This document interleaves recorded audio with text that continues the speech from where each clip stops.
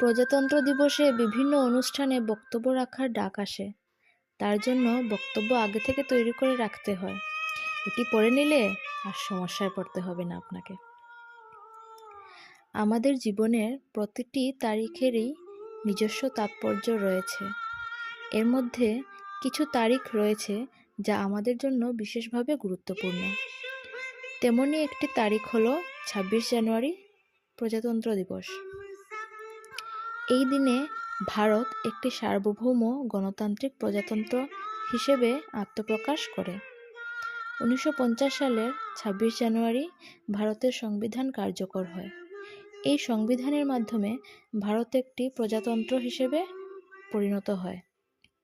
প্রজাতন্ত্র দিবস আমাদের জন্য অত্যন্ত গৌরবের দিন। এই দিনে আমরা আমাদের স্বাধীনতা সংগ্রামীদের প্রতি শ্রদ্ধা জানাই।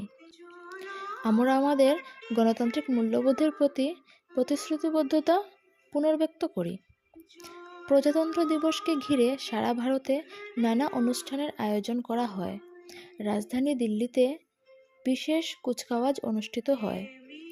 এই কুচকাওয়াজে ভারতীয় সেনাবাহিনী, নৌবাহিনী, বিমান বাহিনী, পুলিশ, বিএসএফ, আইটিবিপি সহ বিভিন্ন সরকারি ও বেসরকারি সংস্থা অংশগ্রহণ করে। প্রজাতন্ত্র দিবসের দিন দেশের সব স্কুল, কলেজ, মাদ্রাসা, বিশ্ববিদ্যালয়, সরকারি ও বেসরকারি প্রতিষ্ঠানে বিশেষ অনুষ্ঠানের আয়োজন করা হয়। এই অনুষ্ঠানে বাচ্চারা নানা ধরনের সাংস্কৃতিক অনুষ্ঠান পরিবেশন করে। প্রজাতন্ত্র দিবস আমাদের সকলের জন্য একটি বিশেষ দিন। এই দিন আমরা আমাদের দেশকে আরও ভালোবাসার শপথ নিই। আমরা আমাদের গণতান্ত্রিক মূল্যবোধকে রক্ষা করার জন্য প্রতিশ্রুতিবদ্ধ থাকি। বলা বাহুল্য, জাতির জনক মহাত্মা গান্ধী ২৬ জানুয়ারিকে নাম দিয়েছিলেন স্বতন্ত্রতা সংকল্প দিবস। পণ্ডিত জওহরলাল নেহেরুর নেতৃত্বে ১৯২৯ সালের শেষ দিকে পূর্ণ স্বরাজ আনার শপথ নেওয়া হয়েছিল। এরপরই ১৯৩০ সালের ২৬ জানুয়ারি ওই দিনটিকে স্বাধীনতা দিবস বলে ঘোষণা করা হয়।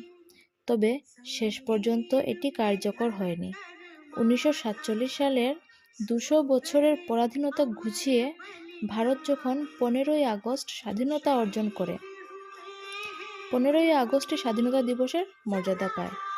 এর ফলে ২৬ জানুয়ারি তারিখের তাৎপর্যে বদল আসে। স্বাধীনতা অর্জন ১৯৪৭ সালে হলেও তখনও সংবিধান তৈরি হয়নি। প্রায় ২.৫ বছর পর তৈরি হলো পৃথিবীর সবচেয়ে বড় সংবিধান, ভারতের সংবিধান। ১৯৫০ সালের ২৬ জানুয়ারি কার্যকর করা হলো দেশের সংবিধান। সেই থেকেই ২৬ জানুয়ারিকে প্রজাতন্ত্র দিবস হিসেবে ঘোষণা করা হয়।